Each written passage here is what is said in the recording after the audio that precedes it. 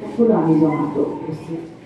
প্ৰত্যেকজন বিদ্যাৰ্থীৰ দৃষ্টিটো জনাটো উচিত, মানে তাৰ দেউতাক মাকৰ কেনেকুৱা সংস্কাৰ, ঘৰত কেনেকুৱা বাতাৰ আমি জনাটো উচিত।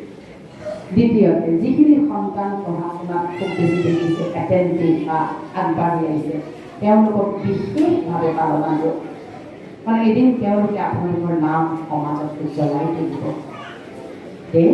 গতিকে তেওঁলোকক কেৱল আশীৰ্বাদৰ প্ৰয়োজন। এই সময়ত যিমান আশীৰ্বাদ দিম, সিহঁতৰ মন বুদ্ধি পৰিপক্ক হ'ব।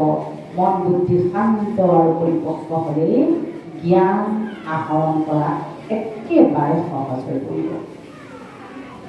তৃতীয়তে, সন্তানৰ নিজৰেই হওক বা বিদ্যাৰ্থীয়ে হওক, সন্তানক আমি যেতিয়া যিকোনো কথা কওঁ, আদেশ দিওঁ বা পৰামৰ্শ দিওঁ, অকণমান কোমল স্বৰত দিব লাগে, তেওঁলোকে ভয় নাখায়।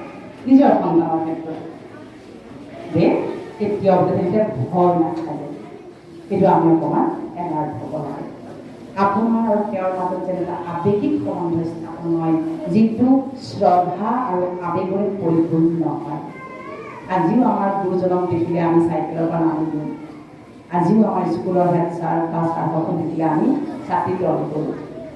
আজিও সিমান সন্মান আৰু প্ৰেম তেওঁলোকৰ বাবে আমাৰ হৃদয়ত